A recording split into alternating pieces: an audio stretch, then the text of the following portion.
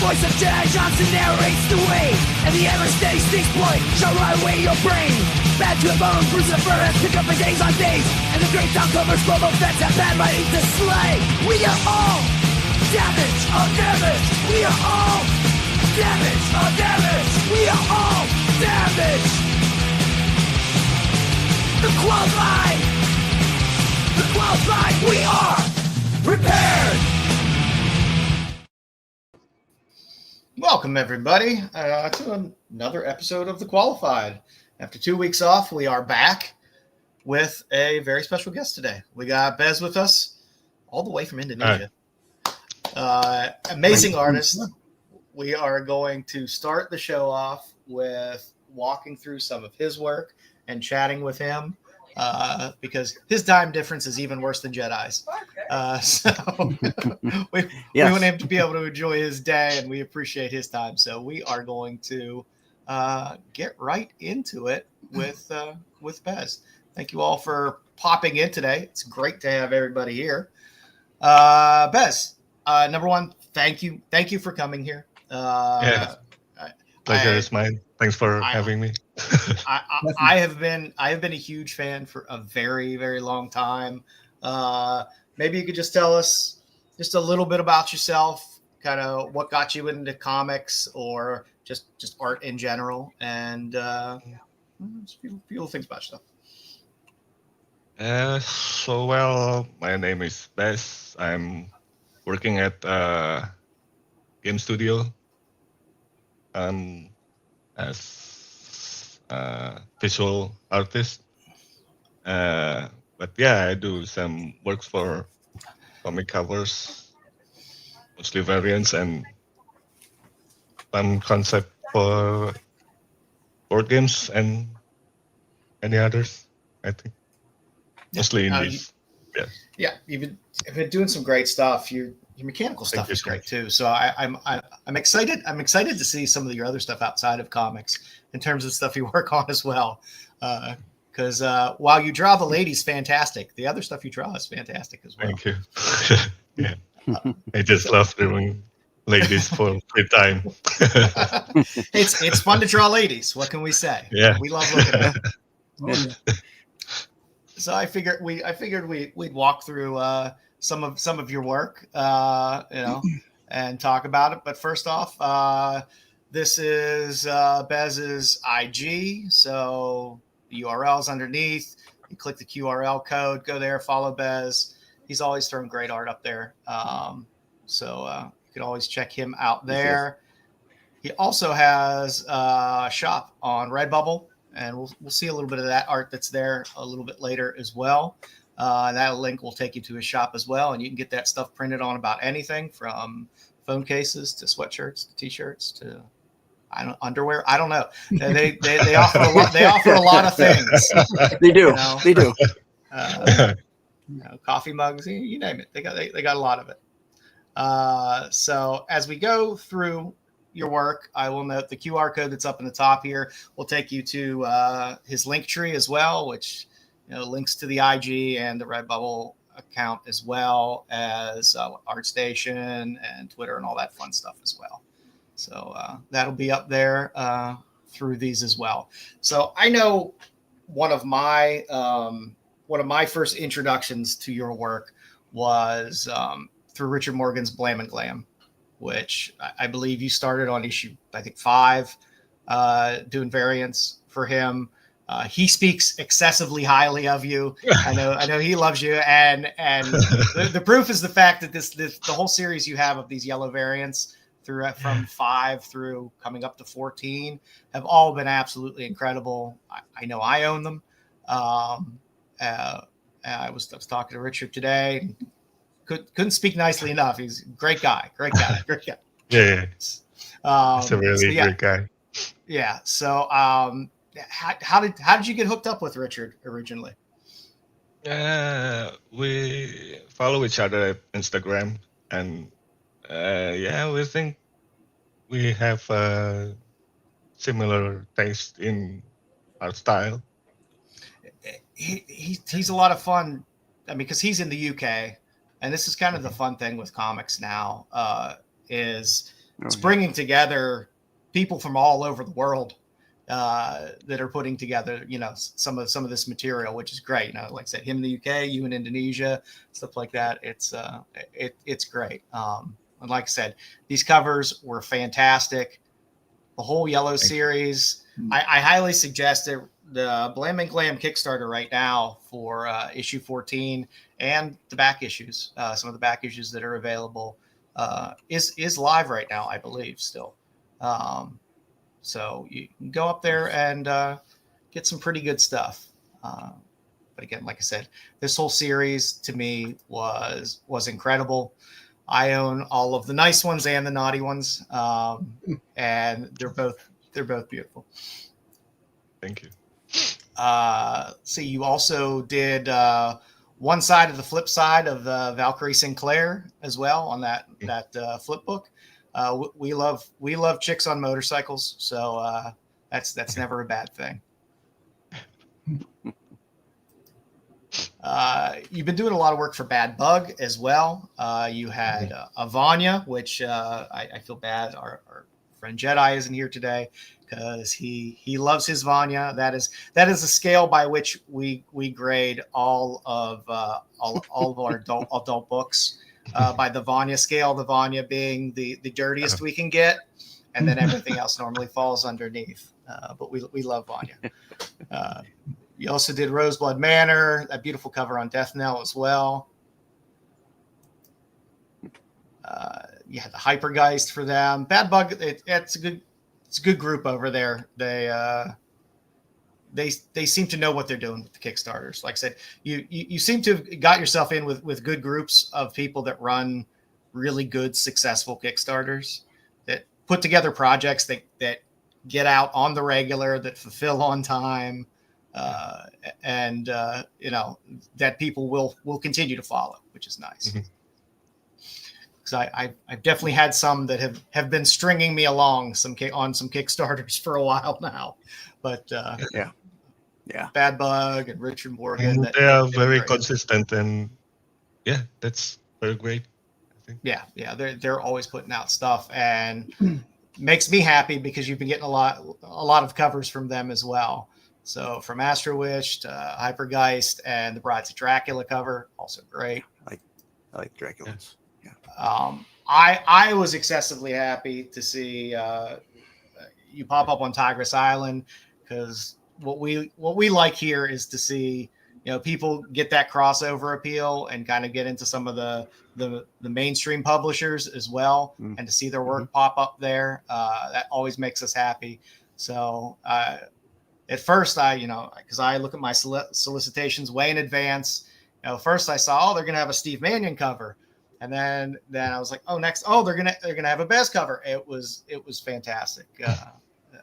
It's been a lot of fun. I hope that has been fun to work on as well, because that is a fun series. Let's see. You've also had some Necrogeist there and Atomic Bang, which is coming out soon, I believe. I don't think that one is officially released yet. If we go back, you've also done some Gaslighters and Bad Wolf work, which is great. That Bad Wolf cover. I don't know why on the previews that they covered it. It did not need to be covered at all. It is perfectly acceptable.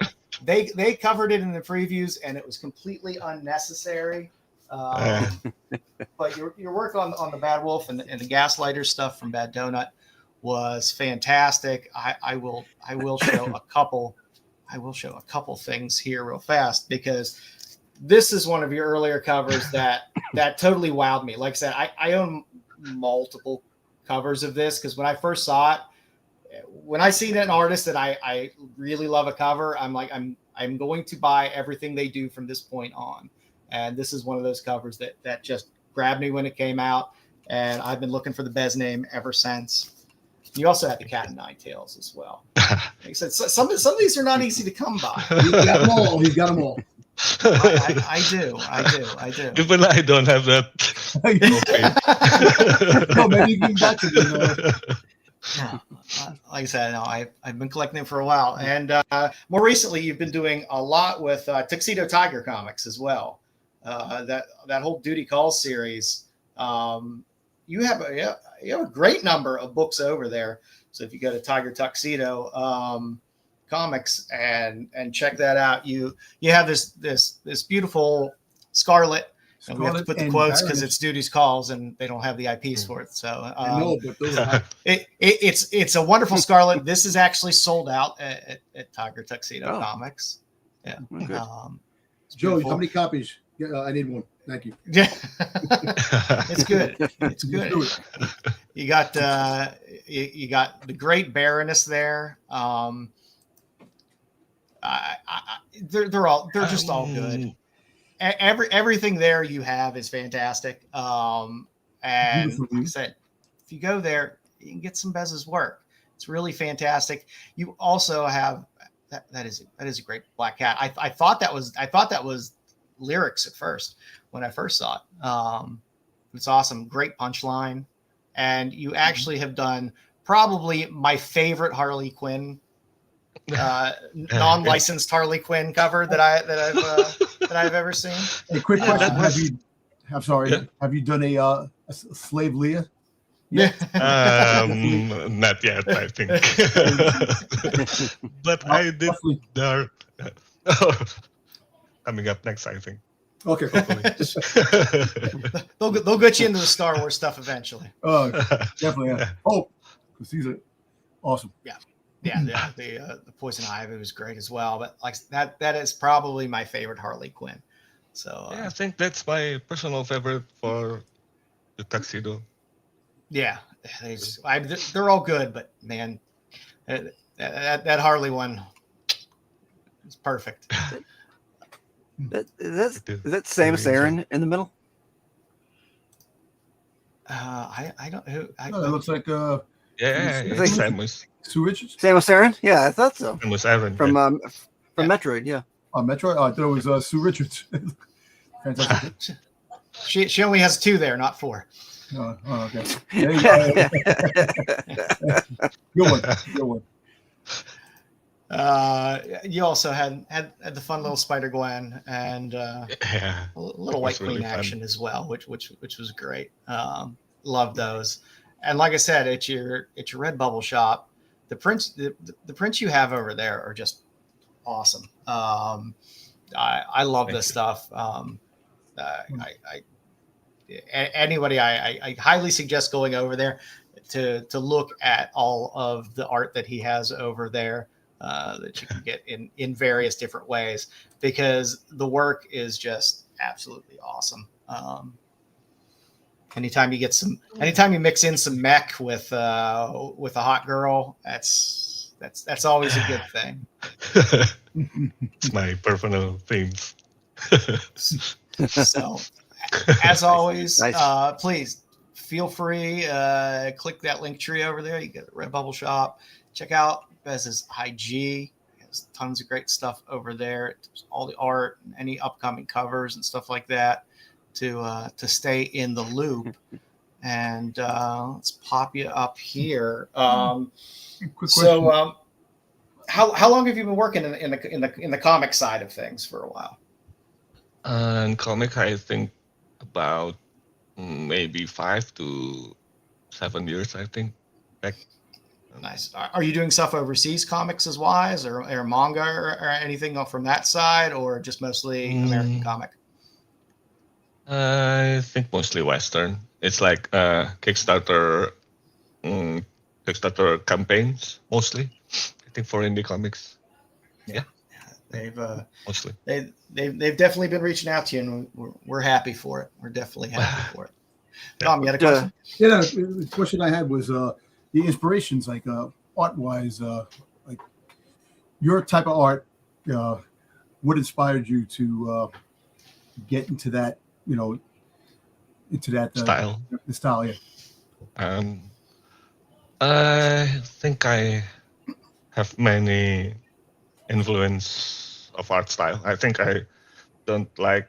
I prefer various kind of style, but from manga to comics to European illustration, even some fine arts, I think.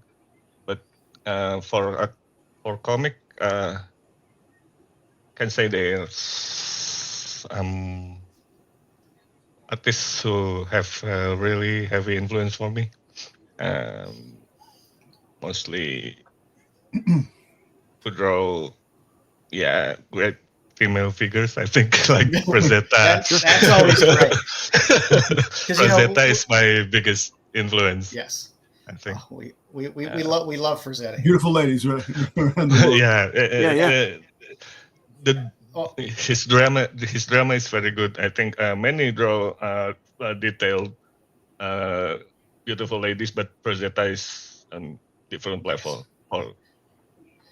I love it because we follow a lot of the Asian artists here, Archer, Lyrics, and Ejikure, a lot from that side, and they all tend to have a distinct style, but it all has a certain feel to it. Yours to me always feels distinct, Thank you. and unique, and I always love that.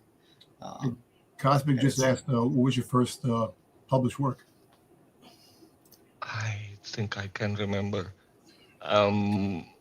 Mostly digital. I think back then was some kind of Kindle store. I mean, RPG lit things like that. Okay. Maybe that's the first, the early works I've been published, I think.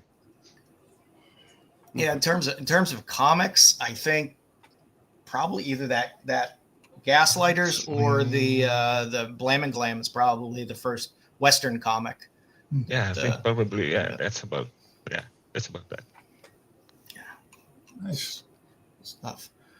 Do you have any mainline publisher covers coming from the Western side, like non-Kickstarter, like Image or things like that, like Tigress Island, lined up in the queue? Well, we'll be looking for them because I know that cover made a lot of people happy when Tigress Island came out. So I'm hoping they start ringing your phone and reaching out. Got a bunch of little Joes, putting them underneath their pillowcases. Hey, like I said, I buy what I like. So let's see. Let's see if we got anybody else asking any other questions here, just in case. What's up? What is up on the horizon? Do you have anything? Any projects coming up? Anything interesting? Any tie-ins with any other companies or comic or otherwise? Any appearances in cons or something like that? Anything you can make appearances? There's not many cons in my country. It's very sparse. The Jakarta con, I don't think is on the map yet. Then it's maybe about 3 or 4 times a year. Not much. How hard is it to? Because you're where you're at. How hard is it to get Western comics or be exposed to Western comics? It's very hard. Digital or? On digital side, it's kind of easy, but for the physical copy, I think I don't think any store has sell it anymore. Right. I have one. What? Sorry. I was going to say that, I mean, historically, your region is not particularly kind to paper. Yes. The humidity and everything, I think I grew up with bootlegs from Western comics. They have some kind of publisher to publish here, but I think most of it is not legal. Bootleg. You always get bootlegs. We got bootlegs. But we have 1 or 2 kind of official stores here with decent price. I think it's not to blown out of Yeah, price too too much expensive. or anything. Yeah, but Sure. I think the market here is not too interested in comics. Yeah. Yeah. It's understandable. It's understandable. Is it do you think it's Western branding that they don't take in, or is it just availability and No, I think that's just like availability. I mean, like MCU movies here have always sold well. Everybody knows Spider-Man and Batman like this. Yeah.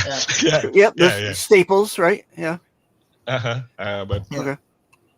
yeah, for the distribution for comics, Western comics in Indonesia is not too. Yeah, well, I mean, it has to be tough to print and distribute and everything like that. That's just the weather. You got a Star Wars book. The humidity alone makes it very difficult. You got a Star Wars book that's from a library from there that's a very expensive, Star Wars #1. The variants that came from one of the libraries, and it's expensive here in the States. So, it is. It definitely is. Yeah. Yeah, I think manga is more popular here in Indonesia, but mostly we read in digital platform. Like, yeah, no. Yeah, and that's one of the big differences here. A lot of people still buy physical paper media here, and digital. They keep trying to push digital, but digital hasn't really caught on 100%.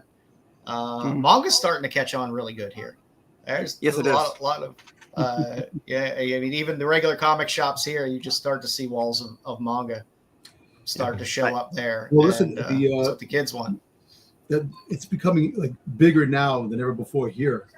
You know, it's been here in the States for a long time, but it's been taking off a lot more with all the new manga books coming out, the new anime cartoon, a lot of stuff that we used to have a long time ago, but now the new generation, propelling with all the new stuff that's coming out, and they're making anime, they're making the cartoons, more the books that have been made. So there's a lot going on. So definitely that is a main focus. That they're taking that and making it even bigger here. It crosses crosses over. So that's good. Hey, look, I can't wait till they call you for like to do a sexy robot. Thanks, man. You know? Yeah, thank you. RC action.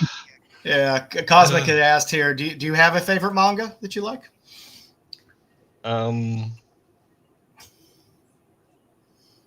Some mostly old school.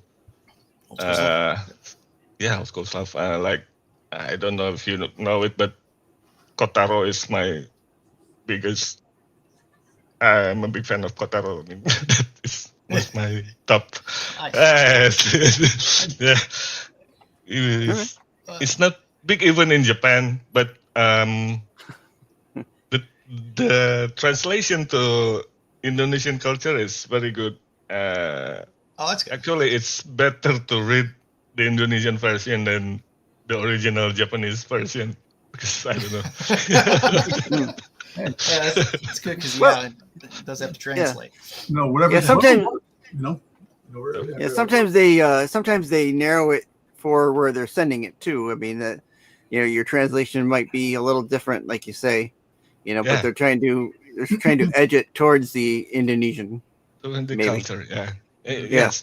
Even they changed the name just to make it more relate. Yeah, to us. Yeah, that happens all the time. Even with comic books, you'll see if you go over to like you'll see in my pickups a little bit. If you go, they change the name to fit, what the area has. So yeah. Definitely. Also, the changing of the dialect too. A lot of the words may not resonate.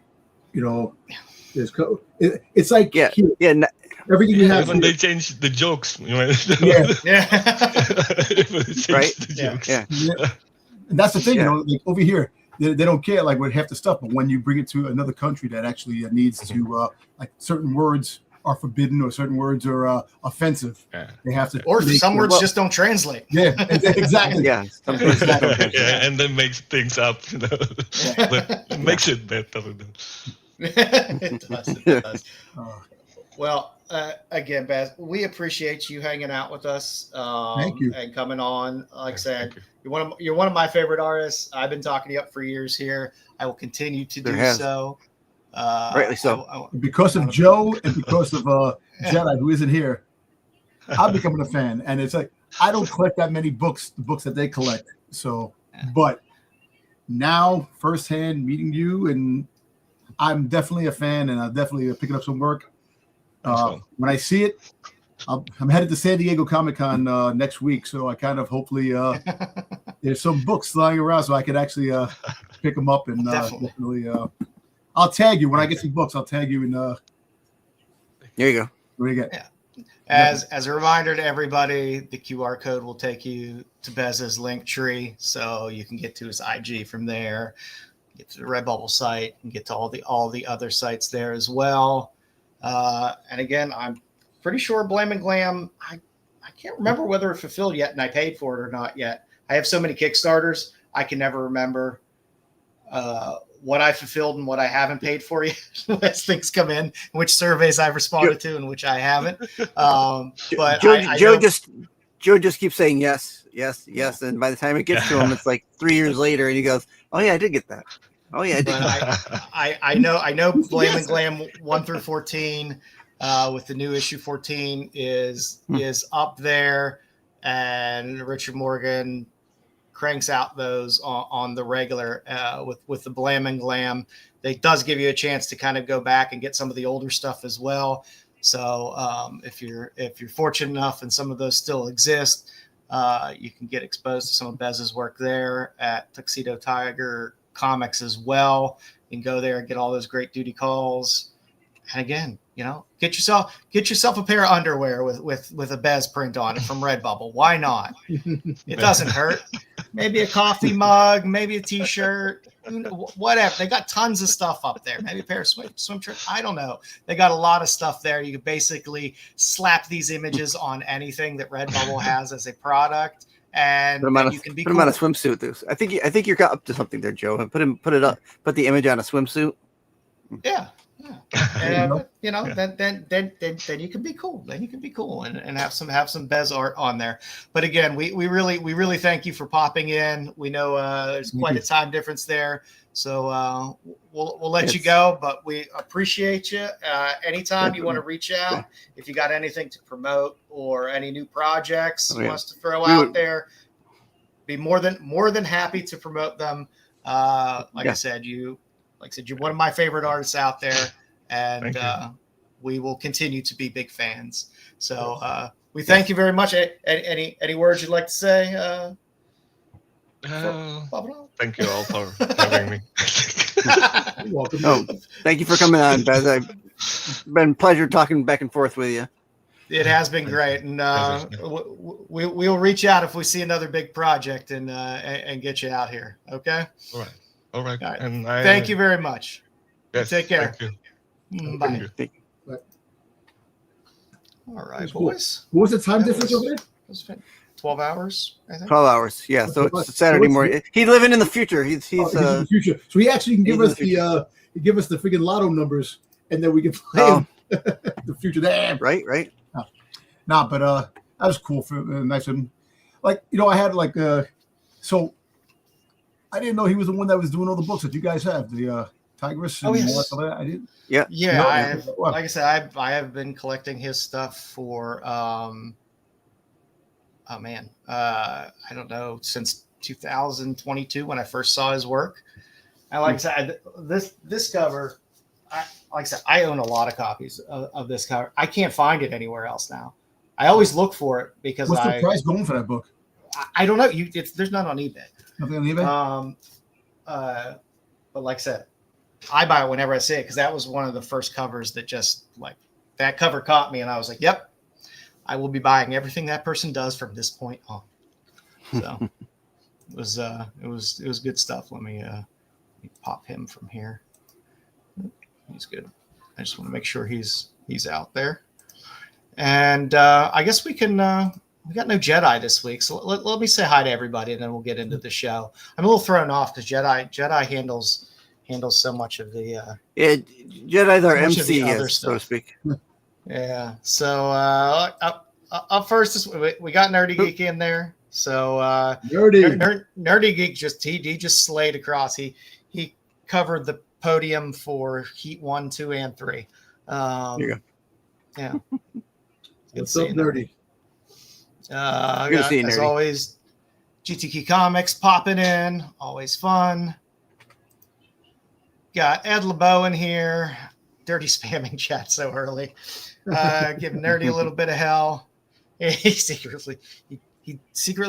been on once. He's been on once. He might be on again. We never know.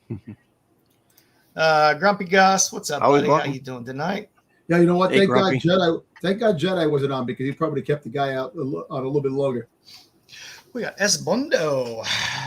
3057. Good morning, fellas, from down under. So we got Aussie there. Aussie. Oi. Unless he's referring to down under as New Zealand. I don't know. Do they ever? I know there's the whole New Zealand Australian thing. I know, but Australia, down under is Australia. When they talk down under. Normally, yeah. Crack a Cooper's for me. A nice cold Cooper's. It's a delicious beer. Let's see who else we got here. We got Paul. What's up, Paul? How you doing? Hey, Paul. Good to see you. Styx very cold, but he came back tonight. As always, look at that. Look at that. I got my own avatar now. Look at that. Oh, look at that. It. Nice. The beard looks beautiful, by the way. The beard looks gorgeous in that. I'm happy with that. I can't tell whether I'm wearing pants in it or not, but I'm gonna guess no. Bryson the shitter. Look at your feet. You got the feet at your wedding. That's cool. Let's see who else we got. Of course, we got Cosmic there. Cosmic, what's going on, buddy? Popping in. Let's see. We got Joffrey Castro. What's up? How you doing tonight? Joffrey. He said after 2 weeks off, it's nice to be back. It felt longer. I don't know why it felt longer. The 2 weeks, I guess. What's up, BK? Always nice to have you pop on in. Thank you again very much, Cosmic, for the super chat there. And again, I believe his first published work is either this Gaslighters cover or the I believe it is the BLAM and GLAM #5. Yeah, listen, if I knew he did those that Scarlet and that friggin' Baroness, man, I would have friggin' jumped those things a long time ago. The Baroness is still for sale. The Scarlet is sold out. Thank you very much, Paul, for the super chat. We really appreciate it. Thank you, Paul. Thank you, Paul. Yeah. No. I don't think too many of those are going to be making it to 9/8. There were some good covers there. They got creases in all the corners. Let's see. We got anybody else that slipped in here? No, I think we're good to go. So with that, I did see BK. Did you say BK? Yeah, I did see BK, okay. And I said BK. Okay. I handled both. So I want to make sure he gets his acknowledgement. Yeah, of course, we always acknowledge BK here. We're not some of those other shows on our channel. We acknowledge BK. We love BK. All right, so let's get into just looking in. I'm drinking. I've been drinking green tea all goddamn day.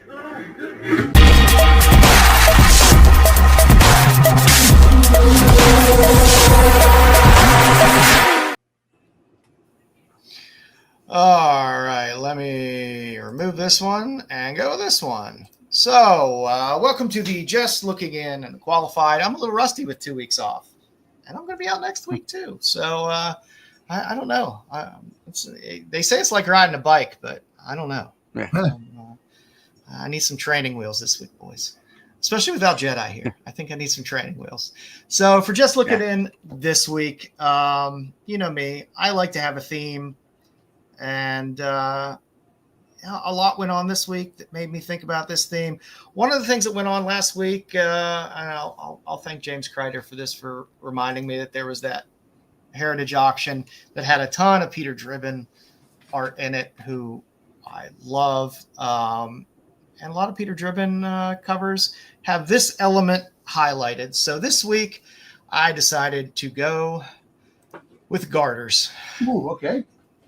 Yeah, I figured, why not? It's a good topic. Everyone likes to look at them.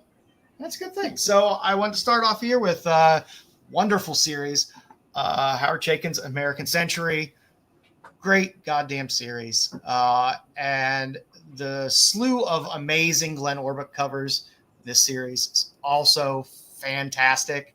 But this one, perfect. That's a garter shot. That is a beautiful stereotypical garter shot. You can still find, for some reason, you can still find this book every now and then in dollar bins. I don't understand why. It's a great book, and the covers are outstanding. So go digging to find some of these covers cheap. Glenn Orbuck is no longer with us. Howard Chaykin's getting a little old as well. Thank you. My Australian accent, my Aussie accent. I don't have an Aussie accent, but thank you. It's a New York accent that I made sometimes. Thank you, sir. But yeah, check out American Century. Like I said, fantastic covers. I think there's some silky covers in there too. There's some good stuff in there. Stories interesting and fun as well. Check it out. And out of that, with number 26, you can get a good garter shot. Next up on our list, hey, let's stick with a little Howard Chaykin. Why not? I like to have a thread going through everything. There's a lot of Black Kiss books that Howard Chaykin did that have some good garter shots. They do. But I love this because this might be the only negative space garter shot that I'm aware of. So a fun little negative space cover with the garters, with the film cells. I thought that was kind of fun. Thick Black Kiss from Vortex. Nice Howard Chaykin cover. It's a collection of a lot of the Black Kiss stuff, but again, good garter book.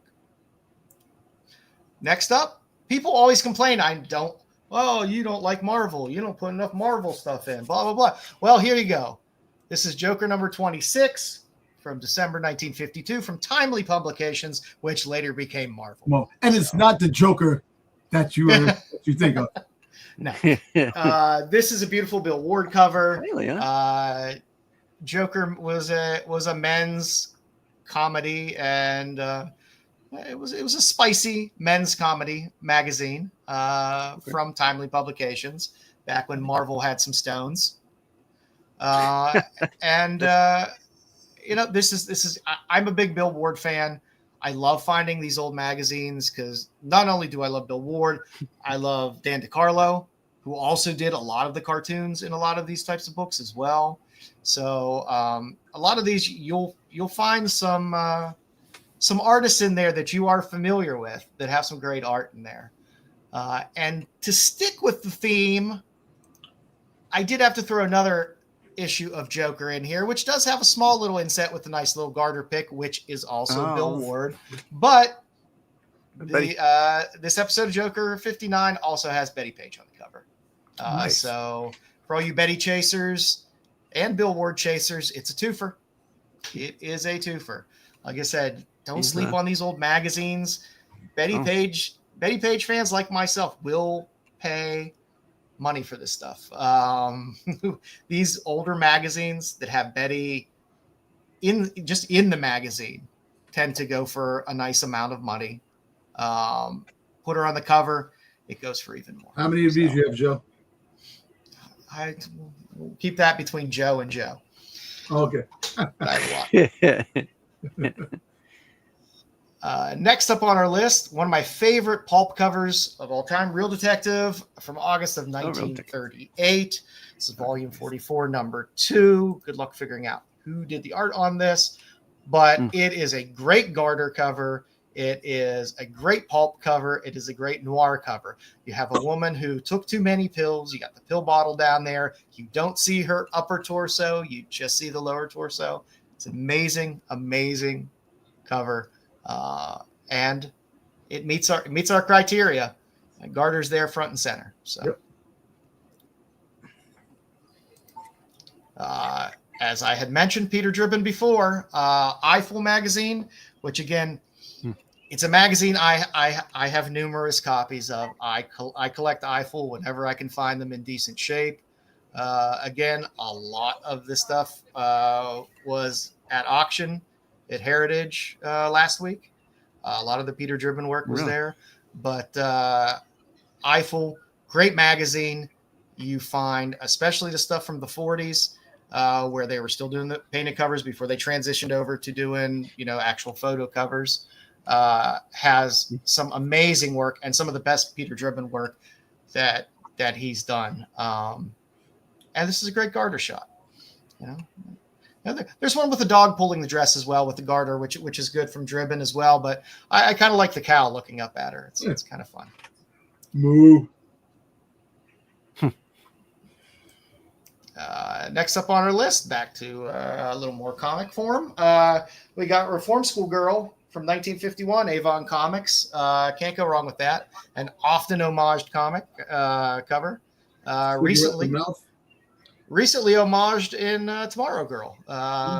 No more than a month ago. So this is really one that people like to pull out every now and then and do a fun homage to, more in the indie world than you're ever going to see in the Marvel world. But it says the graphic story of the boys and girls running wild in the violent-ridden slums of today. Yep. Reform schoolgirl. Don't be smoking that jazz tobacco, man. It'll get you. No. The chest. The smoke is hit her in the eye. She got the eye with eyes clenched. Cigarette smokers, man. This is again famous cover. Again, it is often homaged from the indie side in a lot of books, and it is a great garter shot as well. Another one of my favorites, because I have a ridiculous stack of Eros comics. I'm officially up to, I think, a full short box of Eros comics at this point. They're not easy to come by anymore. eBay takes them down a lot of times when they go up, because most of them are pretty graphic. I don't know, for some reason you could sell Hustlers on eBay, but God forbid you sell a comic book that's a little dirty. It makes it so fair. But yeah, you see a lot of the Euro stuff pulled down a lot. But Blazing Foxholes #2 from Eros Comics, the Art Weatherall cover is just a awesome cover. Great garter cover, great ass cover, great cover all around. And I think, do I have one more in here? Oh, yep, I had to end with a Betty. Betty Page #4. The Betty Page photo variants on Dynamite are fantastic. The Virgin versions of them are fantastic. Even if you're just a Betty fan and you get the trade dress ones, you could still find these relatively reasonably. If they're the trade dress ones, not the Virgin ones. So if you're a Betty fan, Betty Page #4, cover C from 2017. It's a good Betty Page garter shot. So nice. Get out there, kids. Get out there and get it. All right, kids. Let's do some pickups. I have a ridiculous stack of books. I narrowed mine down. I was gonna narrow it down, but I couldn't. I kind of narrowed it down. So it's not too bad, but I couldn't leave it. There's things I just couldn't leave out. We'll start with some of the tamer things. So we got a little Slipstream. Oh, nice. Critterverse. Antarctic Press is putting out these like Critterverse books. There's some really cool covers that they're doing here. They're relatively low print run. Not a lot of stores carry them, but I've been picking up as many of them as I can. There's a little Hello Darkness action. Mm-hmm. I got nice Kickstarter for Faith Fallon. I was very pleased with that. A little Dave Stevens homage there. Fallon. Airboy.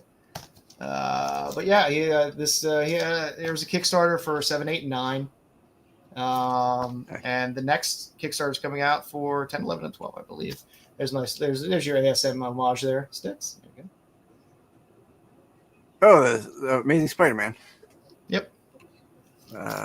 68, something like that. Yeah, so I got Faith Allen. I did get my flops. You know how I love my Betty. So there's the Rocketeer flops exclusive.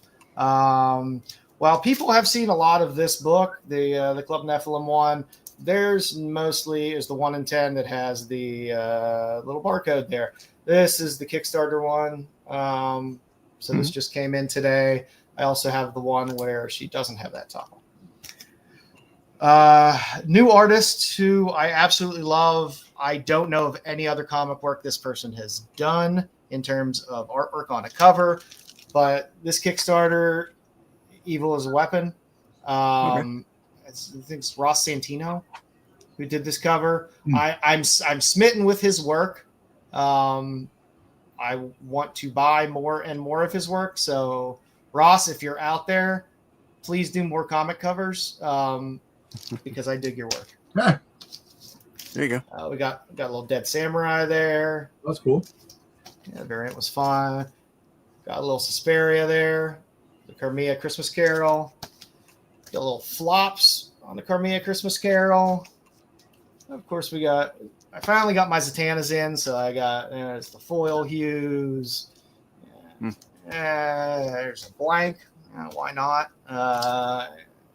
There, got the Eom, and you got the Tedesco 1 in 25, which is beautiful. This is my read for the week, which I'll be talking about later. I got all the covers for Team America Racing. Yes, this is that Team America that Marvel used to have. Really? Yes. Get the Masked Rider and everything. It's reimagined and rebooted. Yes. So, okay. So yeah. Okay. So, all right. Got some Last Starfighter, of course. I love these Fortes Ripcord covers. They're really, really good. Little Diodato Jr. on Jade Warriors. Yes, I did get the black and white because it's a Howard Chaykin cover, by the way, on this as well. Really? And I did get the Virgin as well. Virgin. I'm just a big Howard Chaykin fan. I chatted with him when we were in Baltimore last year. He's ornery like me, and I love that. Let's see. Starhenge. I know you guys will appreciate this. Returning the Living Dead. Tales of Tarman. Tarman, wow. Yeah. When did that come out? Yes. So I got a cheesecake cover with Tarman. It's nice. Where did that book come out? I get 2 for there. It just came out. a couple weeks ago. Oh, yeah. So yeah, like 2 weeks ago. There's those there. Then I, of course, got my Ick Pots from Transylvania with Love. I like that cover. I do like. It is nice. This Suspiria is also very nice from Transylvania with Love. I like how the trade dress is on that with the house behind it. Yeah, got one of the other variants as well. Nice. I did get a little fangers. No, I didn't cover anything. Little Moric pot with the fangers. There you go. That one I can't show. Show it. Mm-hmm. Let's see. Okay. There you go. There you go. And this was another Kickstarter that came in that I was exactly mine. I had almost forgotten about, but man, when it came, was I freaking happy. Painkiller Jane Uncovered. Okay. Wow. From Paper Films. Jimmy and Amanda are great. Their stuff is great. Here's your Momoko cover. Here is your Sean Gordon Murphy cover, which this is one of the main reasons I got. when Sean Murphy does a cover, I'm just Yeah, like but I'm I've a never sucker seen for it. Painkiller Jane like that before. Yeah. There you go. Well, I guess I probably should have covered that up or put a sticker on that, but I didn't. So it's Oh well, hey, there's your that's cool. Amanda Right. Connor Kinda cover. cool. That's cool. Yeah. And Bradstreet cover as well, also nice. Broad Street. Bradstreet, and and I think I was very pleased with that. And then of course I picked up the Flops Invincible, the Tarasov Archie versus Army of Darkness, That's nice going. and the Sveta Zatanna to close out my Zatanna. Nice. So those are my pickups this week. What do you got, Styx? All right. Like I said, I narrowed down. We've been gone. Actually, I think I haven't been gone 3 weeks. I don't know if I was here 3 weeks No, I ago. think 2 weeks should be gone. I couldn't pass it up, Tyson. I couldn't figure out what I liked, and I won the Sean Gordon Murphy one. I liked all the other ones, so I was like, oh shit, now I gotta buy them all. Without trying to make it sound weird, I think Bruce is rubbing off on me. Yeah. I picked up some DCUs this week, in the last couple of weeks. So I got a Final Night. I got a Green Lantern. You're gonna start collecting the DCUs now? Man, tomorrow it feels like every time I go to a con, I'll pick up some. I see them online, they're like only a couple bucks. I'm like, yeah, when they're free shipping. I might as well get it, and maybe if he doesn't have it, he can he'll still grab it, but he got most of them. I got a little Steel #1 DCU, and I got the Superboy and the Ravers DCU. Yeah, JJ. Marco wants to cut everything down. The pickups on the Star Wars show is actually pretty cool, but unfortunately, to me, here's what pickups do. It allows you all in the audience to see, hey, this is the shit we actually buy. Yeah. Yeah. I'm not pushing stuff out here for somebody else to do this. I'm happy to, if there's somebody we like to push one of their projects, but more than likely I'm buying that shit too. So we put our money where our mouth is. There you go. In the last, these were some whatnot purchases. Guy had some of these, and I'm not going to pass them up. Sight is the devil. Yeah. So I picked up some. I got some foreign edition here. I got some ASE. This has got some Khazar, Werewolf by Night, Luke Cage, and the Defenders, Red Wolf, and Conan. And there's a Conan in here. Conan story. How you doing tonight, Mama Bear? I got some I'm Italian. We're not going to stop doing pickups on this show because I have to show off my titty books to somebody, and it ain't going to be my wife. So I picked up a small run of some of these Italian. So I got an Italian Amazing Spider-Man, some Lumo Oregano. I got the McFarlane cover with the Green Goblin, Hobgoblin cover. I got the same one. Okay. Picked up some Il Mitko Thor, some Italian Thor. Yeah, where you get these books from? Whatnot. Oh, let's say you didn't go to Italy anytime soon. I did not. We all do, Mama Bear. In fact, I will tell you that when I was in Italy many a year ago, they don't have comic book shops. They don't have it's not like here in America. You can go corner to corner and find a comic book shop. They just don't have them. They have bookshops that will have. They have bookshops that'll have these books stacked to the ceiling. No bag, no board, just stacked there for eons and eons. And another Lumorgano.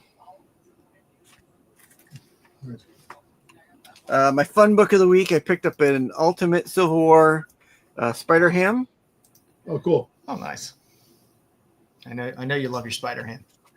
I do like Spider-Ham.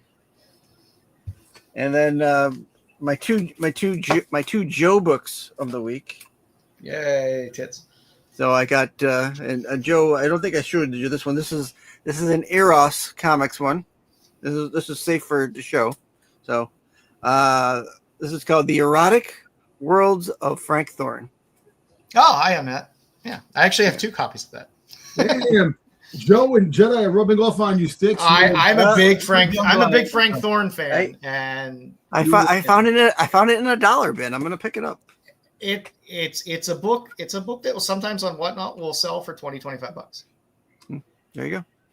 And my second Joe book of the week is this Darwin Cook, Betty and Veronica. Nice, that is beautiful. That's Stephanie Buscema, isn't it? That's Stephanie Buscema. Is that not Darwin Cook? That's Sal's granddaughter. Okay. Which is also great. Her Vampirella, her Vampirella and her Red Sonja covers like that are all fantastic. And for my last pickup, I picked up this 9/6 free comic book day Doctor Who slab. Oh, there you go. Oh, nice.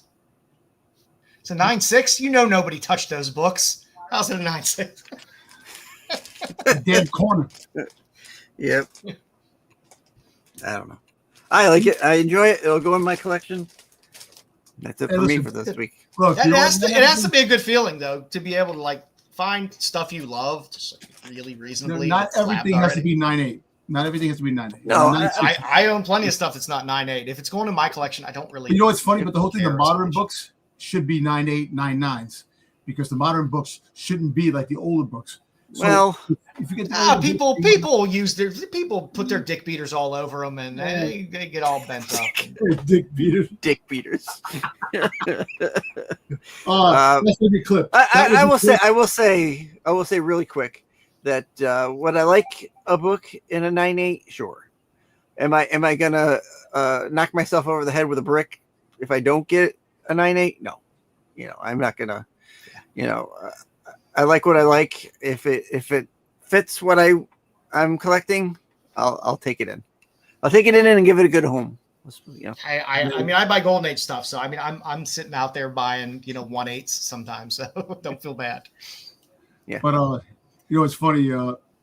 I was just talking to my wife, but I also talked to a friend of mine where I was talking about the show, and I was saying that most of the time the show is cheesecake about books that more cheesecake, and the 2 guys that run the show basically titty books. They like to get these titty books and they like to show this and that, and everybody's showing their books, this and that. Here I come, I show my stuff. It's friggin' easy. Zartan, Boba Fett, Hordak, or friggin' Soundwave, and it's like there's no tits there. On the gambit. Hey. We run the gambit here. We cover all kinds of stuff. I know, but that's what makes it great. And then I just told my wife the same thing, and my wife looks at me and she's like, you know what? She goes, hey, I don't care because I know that I'm always last place. Even Styx beats me in books because I don't buy that many books like I used to, and stuff like that. Mostly toys and stuff like that. But anyway, you know what? I wish I didn't buy as many. I hate when I have huge stacks. I keep thinking I'm buying less, especially when I pre-order now. Doesn't matter. It always ends up being the same price no matter what I do. I'm like, I didn't get that much this month, and then the box comes, and I'm like, oh shit. Unfortunately, as time goes on, you say, "Oh, I'm getting less," but the prices of the books keep going up. That doesn't help. Speaking about books, you heard about the that Marvel and DC are thinking about sourcing out their books to other companies. Which, if that's the they're kind of doing that now a little bit. So basically, you might see Spider-Man over in Skybound. I think they reached out to freaking Kirkman.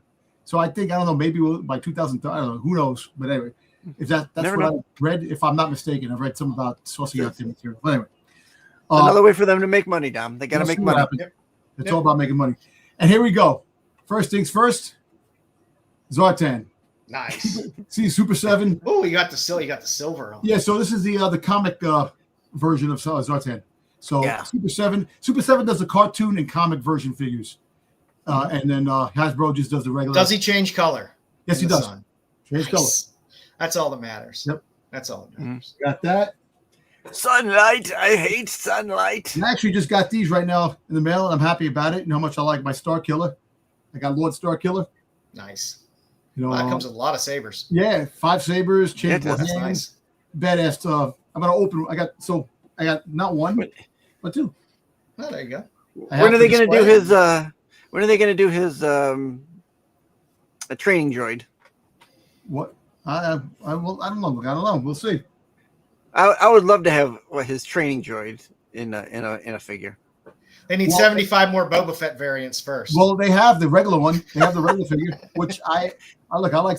Look, Lord Star Killer is too powerful to come to the regular canon, but you can make a what if. If Star Wars, apparently, Marvel, I don't know if you want that Rorschach looking thing. Yeah. So apparently, Marvel Comics is talking about rebooting Star Wars too.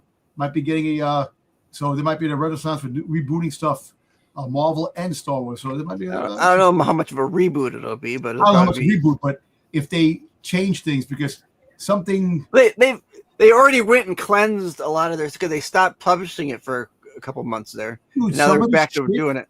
Some of the Star Wars, some of the stuff that they put out makes no sense. Like this is actually canon. That's crap. It's crap. Stuff, but something actually just became canon through the Mandalorian visual guide, which I'm very happy about. I'll talk about it later. But anyway, speaking about comics, I got a couple of things that just came that I got. Oh, I blame Sobalski for everything bad Marvel. That's So I picked up.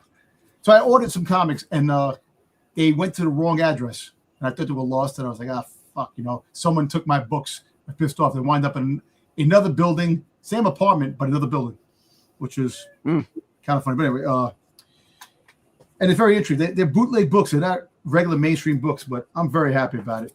So Boba Fett versus Predator. Okay. So they have comics cover to The Dark Knight Returns. Yeah. So I got that, and then because I lost it, I thought I ordered another one in the mail just to have, because I actually reached out to them and they reached back to me, but I ordered, and apparently I got an autographed copy one. Oh, nice. Right? Oh, very good. There you go. That's the company right there. COA there, nice. Yeah, CO right there of that. It's a verified official bootleg. That's fun. These are limited to 200 copies each, they say. And then this one was limited to 50 copies. Oh, so that's a cool cover. See, I like it. Billy Comics, look at Marvel Comics, but it's actually pretty badass. I like it. Yeah. So they also have a homage cover to the first appearance of Venom when Spider-Man is on the floor and Venom's on top. So they have Boba Fett on the floor with the Predator on top of him. That actually sold out. And now I'm looking for that book. 316. I have to get that. Yeah, 316, right? Yeah, 316. Yeah, 316. Yeah, I have to try to locate that. Hopefully they have it at the other con. Oh, yeah, one more thing. I got my press pass. So there you go. Nice. Nice. Me and the wife are off next week. So make use of it. Get on that floor when there's nobody there. There are less people there. So we got a couple of days earlier, just to do some things because last year when we went last year, it was overwhelming, and we seen so many different things to do, and we're like, damn, little time. So we'll say a couple of days, or go a couple of days early, stay a couple of days later, and we'll get to enjoy a few more things that we didn't get a chance to enjoy last year. And so I'm excited about that. And take a lot of pictures. Take a lot of pictures. I will definitely have a lot of pictures. And what I might do is actually let me take it back. Have Giggles take a lot of pictures. Yeah, she's gonna take pictures. She's got the camera that actually takes video, so she wants to do a lot of video for me. Sweet. So that'd be awesome. That'd be awesome. Thanks, JJ. Well, we will queue you up with a little segment for your SDCC rundown. I think next week, next Friday. Oh, you're gonna be on next Friday? We have a show? No. I'm off. My family decided to book a vacation, then tell me the dates of the vacation. So okay, so I wish I could have did like you could have did the SCCC. The preview. Exclusives that are going to be there. We might do it though, because SDCC is the week after, right? It's the 20? The 24th, the 23rd. Yeah. We might just do it when SDCC starts and do the rundown then as well. And then if you shoot us any pics while you're there, we'll pop some of those up as well. Yeah, we'll go live to our roving reporter Dom on the floor at San Diego Comic Con. Hey, look, Dom, is there any shit on the floor of the? That was New York Comic Con. Look, the one thing about San Diego Comic Con I've learned, it's about waiting online. Everything's lines. Everything is lines. It's packed. Everything's lines. And look, and you know what the sad thing is? Yesterday, Matt was looking at the portals for like the exclusives. He put his name for like certain things happening. He wanted me to do it for me, and I'm like, I can't remember my damn password. I can't remember my password, so I can't do it. Yeah, I don't write anything down, man. And it's like, you know what? When I get there, I get there. And I know a bunch of people going there. They have a password recovery system. You do know that. I know, but I just forgot. Anyway, it's a pain in the ass. I know there is, but you know, man, listen. We all know your password is Dom Rules. I wish. You know, you'll be in enough lines that you don't have to worry about panels. Yeah, that's true. I'm telling you, BK. Yeah, I want to. There's a couple of things I do want. There's something that actually dropped that I'm really do want. Jazzwares. They have the micro galaxy Star Wars with all the ships. So they have an exclusive that's limited. Boba Fett concept. Boba Fett's Slave One. Slave One. Is it white? Is it white and black? It's the Ralph Vacare's concept sketch version of us. Well, it's Boba Fett Starship. They're not going to call it Slave One, but the fact is, it's that they have. We know what it is, Dom. Yeah, we know what it is. It's limited, and that's the one thing I do want that I've seen. Like also the Jim Bro He-Man. Skeletor. That's what I want. That's he has dumbbells, weights, and stuff like that, which is kind of cool. But other than that, there's really nothing else yet that I've seen that I might want when I get there. But we'll see. But Styx, you're there for a few days. You could always throw a book at an artist, or take a blank or two with you. Throw a book at an artist and be like, "Hey, I want." I guess do we have to call it Princess Leia's bikini? We can't. You can't call it Slave One now, so I guess you can't call it Slave Leia. So it has to be Princess Leia's bikini. Get a forced labor outfit. How's that? Forced labor outfit. There we go. Sure, Cosmic, you can sell me all the money you want. Yeah. Thank you, I appreciate it. Styx, I got you with the Doctor Who stuff. So just let me know when you're there, and you got it. We'll make it good. And yes, Buffy, you don't want a black light in my room either, in my office. Well, didn't last fucking time Pollock painting in here? We talked to Flops. Didn't Flops have an exclusive he's gonna have there in San Diego? He said he's gonna have a San Diego. Yeah. He's not gonna be there. Well, I mean, he's probably gonna have. I don't know if he was gonna be there. I know Boom's gonna have a lot of stuff, and I think he could be in New York. Boom exclusive. He's gonna be in New York. So I told him, I said I'm gonna try to go find a table in San Diego and try to get his exclusive there and let him know. I gotta get you one of those the Doctor Who's to get signed for me. Yeah. I got like five of them coming. I heard a shit ton of them. Just let me know because I'm leaving. We'll talk after. Well, I'm talking New York because he'll be in New York. Oh, New York City. Well, I haven't got a chance to get free. My brother got denied. You got denied press passes? He got denied press passes. So he actually sent out 2 emails to them to tell them to what's the deal? Because now all of a sudden they want 280,000 views, unique thing. And like my brother's like, "Are you kidding me? How unique can I be? I'm handicapped. That's how I'm unique." So you just point up to this show and this channel. We got plenty of views. We got plenty of we're fine. Oh yeah, pick up the G.I. Joe Classified. It's the friggin' what the hell is the thing called? What the hell is the thing called? Freaking the creature that was in G.I. Joe that grew like it was like a monster, like a minotaur. Oh, the Fluffy. Fatal Fluffy, yeah. The Fatal Fluffy and something else is there's another exclusive too, but this was it the snake, the rocket snake there, the robot snake? No, actually G.I. Joe Turtle crossover. I got some books with that. It's a Snake Eyes. I don't think they're G.I. Joe though. It's Donatello and Snake Eyes with Timber the Wolf. That's the G.I. Joe Turtle crossover. That's an exclusive that's going to be there. Oh, okay. That's that. They got some Star Wars exclusives that. But I am going to breakfast. My brother got me into the Hasbro breakfast. Nice. So I'm going to that, so I get to see what comes out and some of the stuff they got that's coming out that might not be shown until we get to the con. My thing is, I'm hoping that maybe Hasbro will get their shit together. Well, hopefully, the big rumor is that we might be seeing the Thunder Machine. Hopefully with Trasher. That's something that I want. Dreadnoks, man. You can't. I'm all about the Zartan and the Dreadnoks, man. That's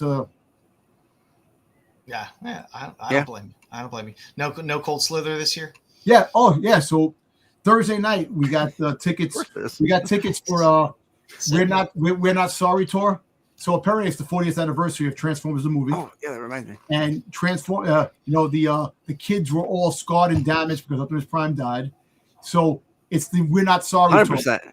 100%. So basically you have the Knights of Unicron, which is a band made up of a few different singers, and Stan Bush, who sings You Got the Touch, is going to be singing with them.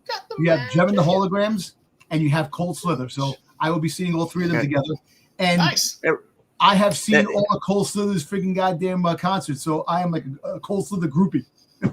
Dom will be chucking his tighty whities on stage. The Cold Slither. You'll be joining us. Let me for that one. Let me know what they have at the merch booth, because I want to get a gem. Actually, you know what sucks?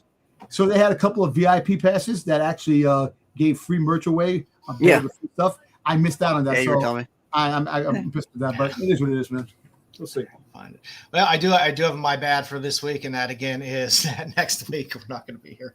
But after that, I think we should get back in the groove. I think Jedi will be heading back here by then, so I think he's off till close to the end of July. So we'll get back into the groove. Summer's tough, man. Summer's tough. They make those summer vacations shorter and shorter for kids, man. I know. That window is tight. You know, it used to be, you go back after Labor Day? It's Labor Day. Weird. Is it Memorial Day or Labor Day? I always mix them up. But some of the kids used to be the beginning of September. August. So it sucks, but yeah. So I will be out of pocket next week. But I do have some Comic Now and Later for this week. So for this week, stuff that came out that was fun. Hey, how about Black Cat number 12? That's cool. a fun Punisher cover. I haven't picked a Marvel cover in a while. And I was what about the Campbell cover with him her wearing his shirt and he's in the background of the picture? I want that one. I thought this was just a cute. This is the A cover, so it's cheap for people to get. Actually, is good. And it's a good cover. It's a good cover. I'm not going to complain. Well, I also threw in the Seasons number 11, the Tula Lotte cover. It's a beautiful Lotte cover. It's been an interesting book by Rick Remender. I've been enjoying it. I'm happy it's still going. She is wrapped. Oh, okay. And I threw this on the list. The next one is more of a read because I love the book, but bad idea. Hank Howard, Pizza Detective, is possibly one of my favorite comic reads this year. Isn't that Total Recall? Yes, it is. Yeah. David Lapham has several. There's a Spielberg one with the Nazi melting face from Indiana Jones. And there's one more that he does as well. But this is the Paul Verhoeven one with the little tribute to Total Recall. But Hank Howard, Pizza Detective, Inside Job number 1. It's a fun read. I really, really enjoy the read. If you enjoy a fun, weird read, it's a good book. For my later, Stefan Sejic is still he has this new book coming out, Death Vigil, and his artwork is amazing. And the cover for number 2, just the A cover, is awesome. So that'll be a fun one with really cool art. Also, there's Tank Girl Blue Helmet number 1, cover B. So we're getting some Jamie Hewlett covers on this book. So for all you Tank Girl fans and you Jamie Hewlett fans, which are normally one and the same, you can get some Tank Girl covers. I believe these are all reprinted copies from Deadline, but the covers are new. Oh, okay. So not new material. Not new material in the guts. Okay. And Lipstick Click is putting out deluxe edition. This is number 2. It's just a badass cover from Jay I Silver. like the skulls. Yeah. Get the skulls. Yeah. in The, there. the Latina. It's got that Latina. Yeah, Yeah. it's a pretty badass cover. It's like a Christmas cover. If you think about it, it's green and yellow, green and red. Most Yeah, lipstick, I mean, well, it's Mexican flag. Yeah. But Yeah. most of the Lipstick Click covers are pretty badass. And these deluxe editions have some pretty cool ones. For my tops and tails of the week, Club Nephilim 2 is available now. Oh. So see if you want to go start pre-ordering and looking for it, because number 1, the 1 in 10 did pretty well. But Tarasov has a 1 in 10 for Club Nephilim number 2 as well. So go out and get that. I don't love know me if I some said this Tarasov. before, Joe. Is this the same Devil's Duel studio, the same Devil's Duel that used to be part of Image at one time? No. Devil, This is a completely reconstituted Devil's Due Comics, which is run by Blaylock, the guy who does Mercy Sparks. oh, okay. Let's see. You know what? I did not have. There's only so much I can cover for Jedi in terms of what he's. I don't have the cosplay finding skills that he has, so I don't have a cosplayer of the week this week. I do have a little retro cosplay of the week, though. Just a few covers That's to show nice. some That's perfect. some retro cosplay. So I thought this would be fun. Yes. Cosplay covers in general did not really balloon until about 2016 or so, is when you really started to get a lot. So I tried to get a few fun little things from before that time. So Zalastra and the Bard number 4 from 1987. Got a great little fun little cosplay photo cover there. That looks like friggin' Bonnie Tyler. Rip Bonnie Tyler. I thought it was the Elf King from Labyrinth there. Yeah. Oh, you thought it was David Bowie? Dave Bowie, yeah. Yeah, I was just interested in the fact that this book cost $1.70. I thought that was a fun, odd amount to charge for a book. Never in a million years anymore. Even the cheapest book is a friggin' goddamn $5. Yeah. I mean, it was $2.25 in Canada, so maybe Twilight Twins production was out of Canada. I don't know, but maybe they backported the amount to American. So. I got that. I had to throw in from 1988 FemForce, because FemForce had probably 4 or 5 photo covers within their whole run of FemForce, but this one is just cool. I like when they take a photo cover and they just do a little art to it. And FemForce, AC Comics in general is fantastic. I will always love AC Comics. They always put out fun stuff. But that's a good old FemForce cover. And then from 1989, sticking with AC Comics, Nyoka the Jungle Girl. Now, if you go back and get some of the old Nyoka covers from the old original Fawcett run, which I actually have, they actually use the original actress on the cover of a lot of the books, because there was a short-lived TV serial of Nyoka the Jungle Girl. So they actually used they actually used pictures from the serial on some of those covers on the Fawcett run. But AC had probably on Tubi. You think they would be on Tubi? I don't know. It's maybe Pluto. But they did a little run here of Nyoka the Jungle Girl for AC Comics, and they did have a storyline for a young Nyoka, and there was a nice little photo cover on that. I'm not going to complain about that.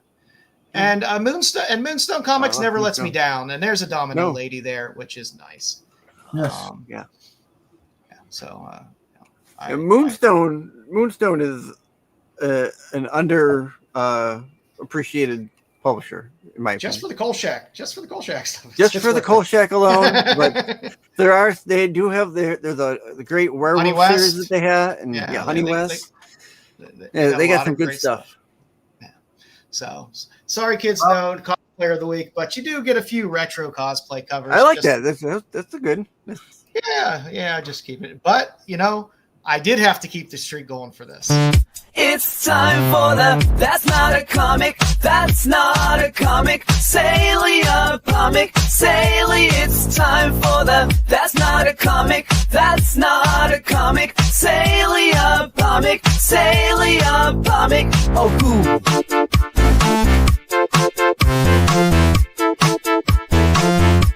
Sale of the week.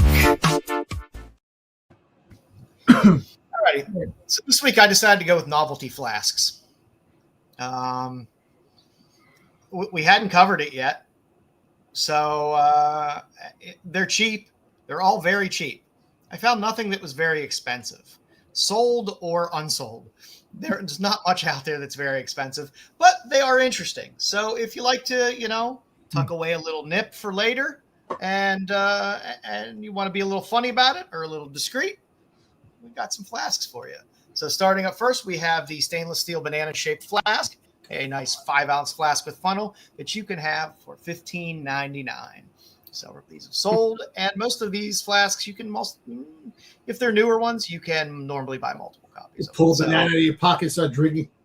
I need my potassium. It's fine. It's nothing wrong with that. Bourbon in that shit. Always bring a banana to a party. Remember that. Exactly. Oh, yes. This next one, and there's a ton of these on eBay, and you can get them very cheap, is the vintage 1950s Garvin Millbit Hip Nip flask with a nice drunkard with a disheveled bow tie that you could put your booze in and drink. Not very discreet, but very kind of fun. You drink, you put it here, you drink, you look like me. There you go. Now, if you really want to go covert, you can go with our next item, which for $13.49 you can get booze implants. So you can get the booze implants, and if your significant other might be a little under endowed, you could make her a little over endowed and get drunk at the same time. And you can suck it's a win-win for everybody. You can suck them. Yeah, it's nice. I like it. I like it. I was like, oh, that's smart. That's smart. Someone's using their brain. Next up, I just love this flask. The I Tap That flask, I thought was a great gift for a golfer or somebody that just likes sexual innuendos. I enjoyed it. That was the most expensive flask we had. Exactly. It's like, damn, why is that so much money? It sold for $65 because I believe it is handmade, and it was it's all stitched in there, but. That one kind of gave me a chuckle. I like that. Next, again, going a little covert, which would have been fine if it was 1970, but the vintage Royal London Novelty Radio Flask. Does it work? No, the radio doesn't work, but in the back, you open it up, and you have the flask itself, which is the radio. The top where the antenna is screws off, and you pour out, and there is a jigger and a funnel in the back where the batteries would go. Oh, cool. Okay. Yeah. So I thought that was pretty smart. And again, you ladies, I'm always thinking about you out there. You can get the hidden alcohol flask tampon 12-pack. You drunks out there, you drunk ladies out there. And I know who uses this. It's people that go on cruises.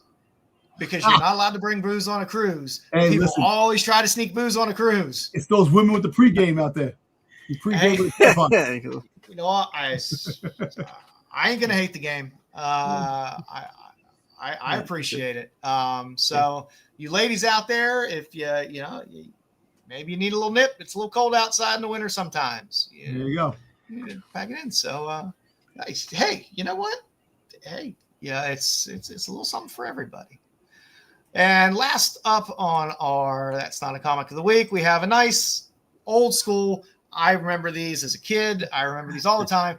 The old binocular flask. So these were always popular at sporting events when people used to take binoculars. I don't even know if people still take binoculars to sporting events. I don't know. Because you have so many massive screens and everything at a sporting event now. Even big football games in a big stadium, the screens are so huge. People don't really do it, but. I know when I used to go to games all the time, there are always people with binoculars, and this was an easy way to bring your booze in. So if you like to, get drunk and bird watch, or just go into the woods and get drunk and pretend you're bird watching, these are useful. I'm not going to complain about these. And last on our list, I just had to throw it up there because I loved it, is Betty's School for Wayward Girls and Women. Just a great Betty Page flask. Only $16.95. Still available on eBay for purchase. So I trying to do Jedi justice, trying to keep it alive with That's Not a Comic sale of the week. Doing what I can. Doing what I can. You can probably get a nice flask on Redbubble with some BANGBEZ art. You could probably get like they have so many different items. I didn't even go through all the different items you can get it printed on. But they have everything under the sun. It's quite amazing. Get a flag, put it out in your front porch. Oh, I'm sure you can. Yeah, I got tons of stuff. All right, kids. Well, since there's no spotlight this week because we have the interview and shifted everything around, we can get into what are we reading this week?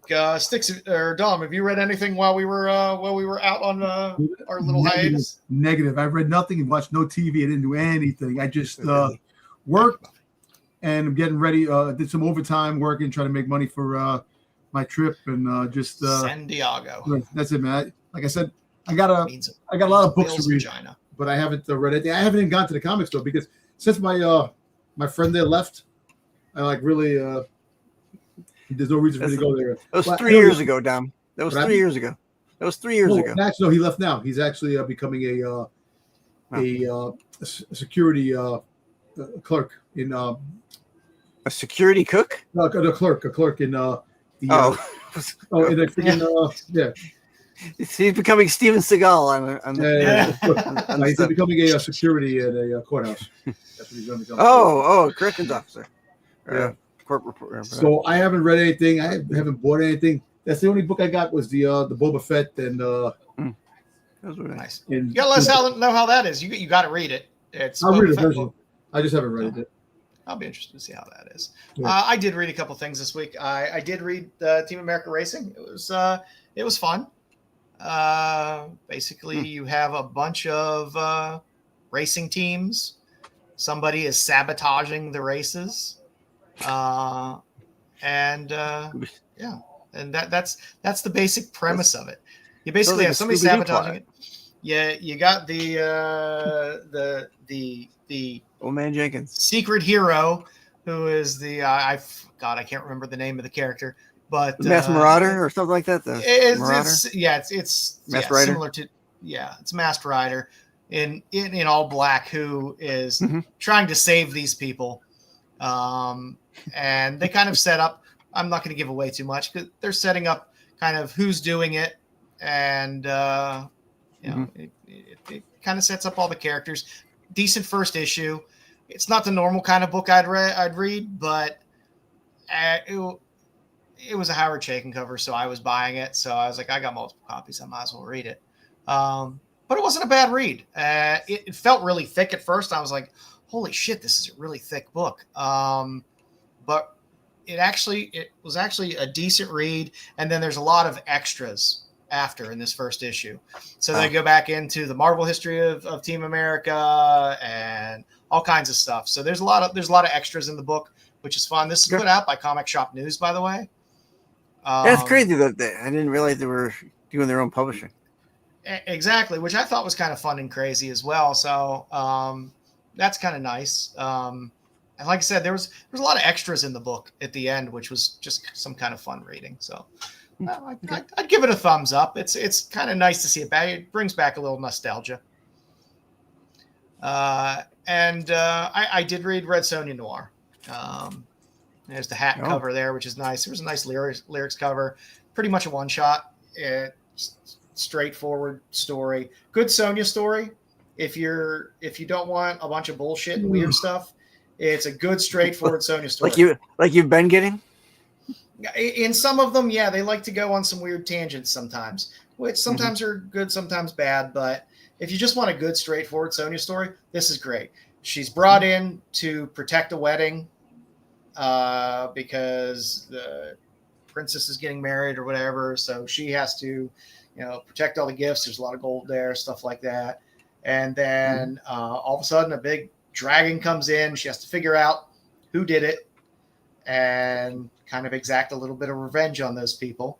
And you get a good story. You get, people calling her a wench and a whore, her beating the shit out of those people. Nice. You know, your good typical Typical. Sonya story that you want. So it was a fun, nice, easy read. I'm not going to complain. I bought the Hack cover because I love Hack, and I'll buy anytime Hack does a cover. I'll tell you what I like about that book. I like the distressed look of the book. Yes, Hack. Anytime Hack does a cover, they always this do distressed look. Yeah. But even though she's in a trench coat in the cover, it's not some type of weird time jumping bullshit. It takes place when a Sonya book should take place. But it's just a good little mystery story, and it's fun just to see Sonya back to just beating the shit out of people. So Perfect. Which Wonder Woman, Absolute or Tom King's? BK.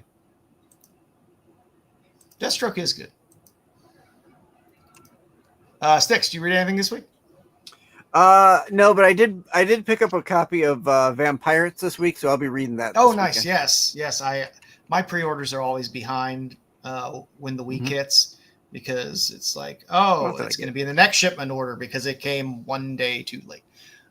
So I'll be getting my copies of those as well. I am interested in reading that. I picked something else up. I don't remember what else, but I made a point to pick up that Vampires because it sounded interesting. So yeah, it's there's some good covers on that too, and I think it's going to be a heavily pushed book. So hopefully it sticks around. But and like I said, I ordered my Doctor Who. No My Doctor Who's will be coming. My LCS did not have any of the Doctor. I was very mad. I don't really pre-order stuff. If I had to have a Vanya scale on any of the books that I read, both of them, they would both get a 0 on the Vanya scale. There was my no Doctor sex Who's will have a 0 and no or a nudity. negative. It'll be a -1. I didn't read any smut this week. Like I said, a lot of my Kickstarters came in, but I haven't gotten to them yet because I want to get to the Fangers. I want to get to the From Transylvania with Love. I want to get to the Carmia. I gotta start reading books again. I keep saying I'm gonna read books, start reading books again. I just have no freaking time, to for myself. Get something for the plane ride. Well, I am gotta. Hey, speaking of shows, I still haven't seen Spider Noir, and I'm behind in the X-Men cartoon. I haven't watched the X-Men cartoon yet. I'm behind. Oh, you gotta watch it. It's good. And that's that is a perfect segue into.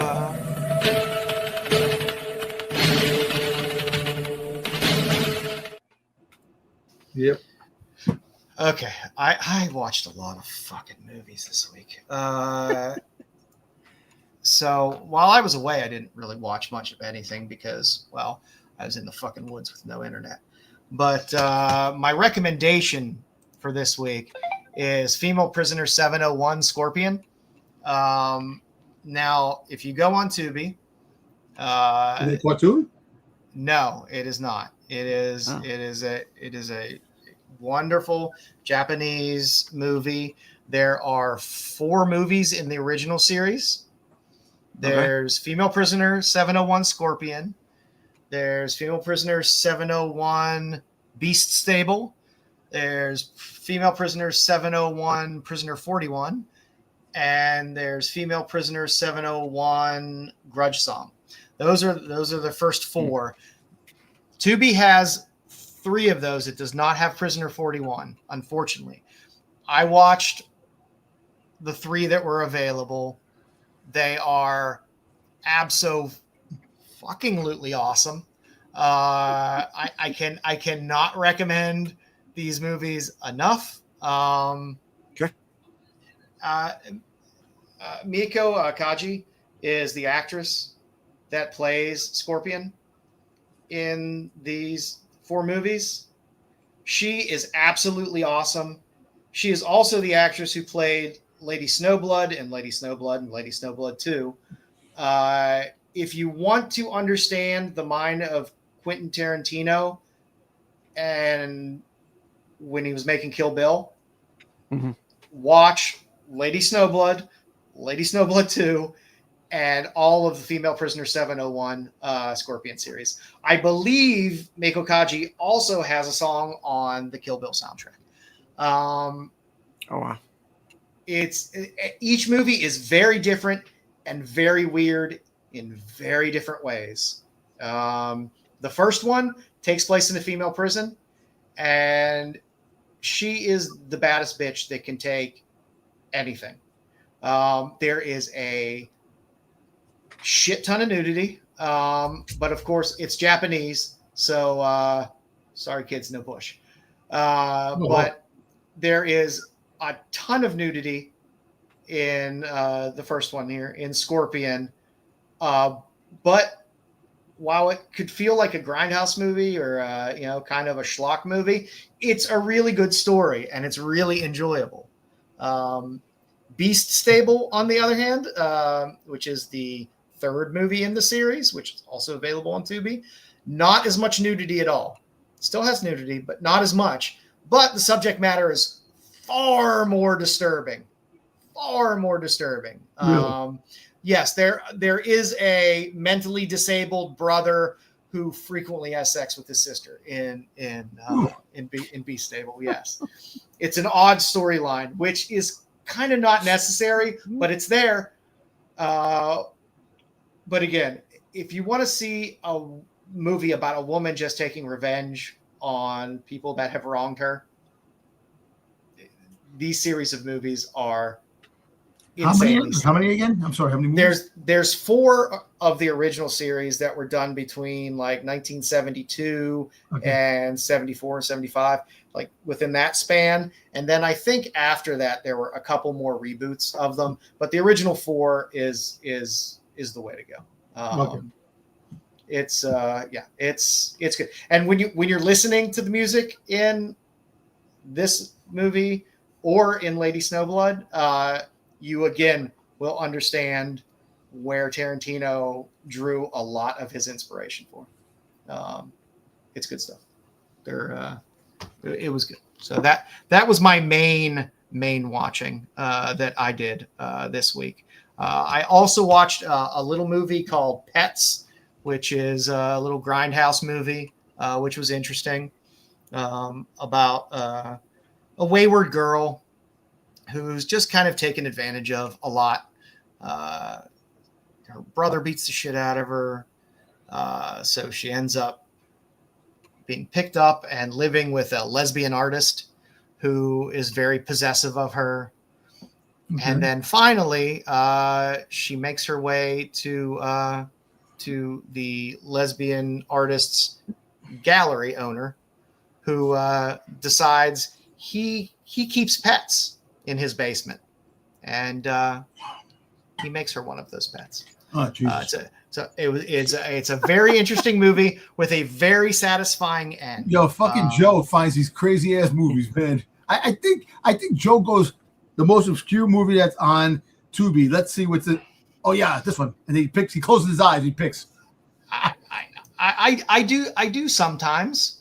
I do. I also watched Sayara, which is a Turkish movie, which again, it's a straight up revenge movie. This girl's sister, who's I'm not going to sugarcoat, she's a prostitute basically, is killed, and she doesn't fool around.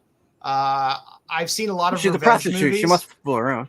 Yeah. But the sister isn't. The sister is not. Oh, the sister. Oh, okay. She's a nun. The sister that gets killed is. I'm sure. The sister that takes revenge is not.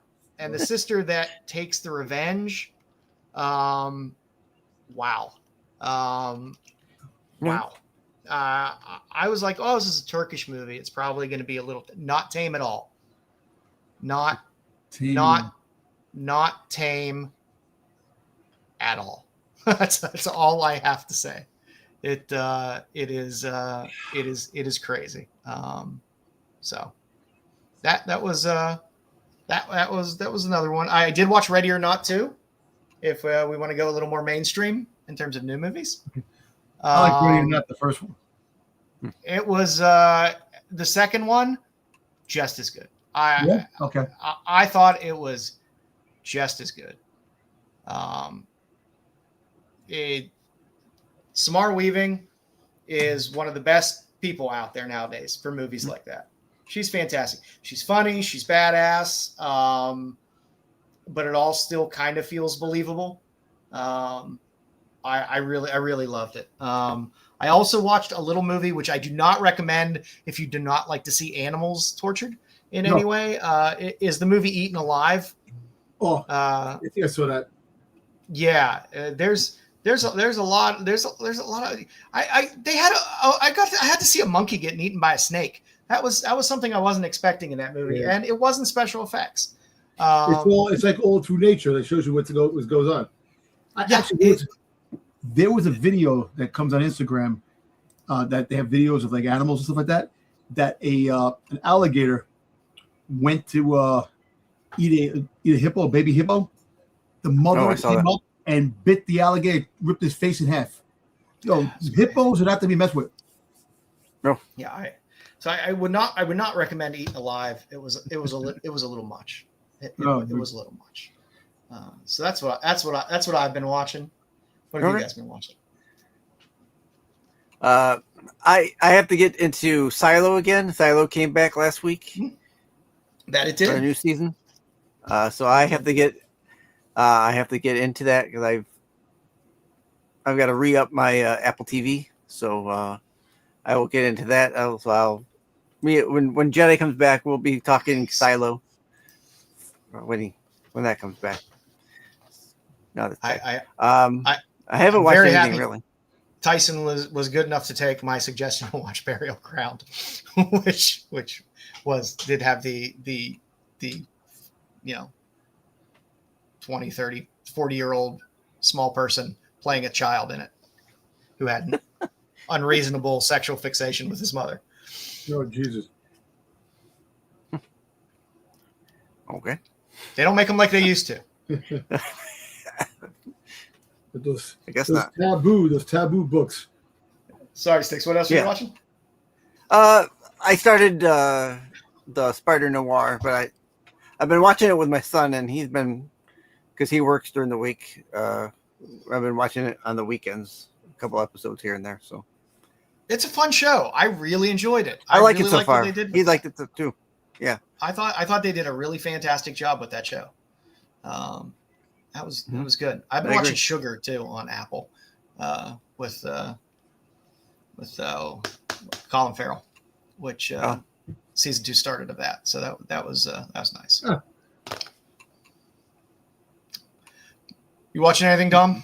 Watching anything good? Like I said, I haven't got a chance to watch anything other than watching some wrestling shows. And other than that, nothing. Like I said, I've been just YouTube. I've just been sitting there watching clips on YouTube. I've just been tired and just trying to get myself prepared to go away. And that's it. Hitting the gym hard. That's it. I actually very surprised myself today. So I don't like when it comes to legs and back are my worst parts to work out. I really don't like when you're doing the bent over rows with the back and deadlifts and stuff like that. I don't like that. And same thing with legs. I don't like squats. I don't like the stuff that actually makes you grow. But today I actually surprised myself, and I haven't squatted free weight in God knows how long. I did 325 today, 10 reps, and I'm very happy with myself.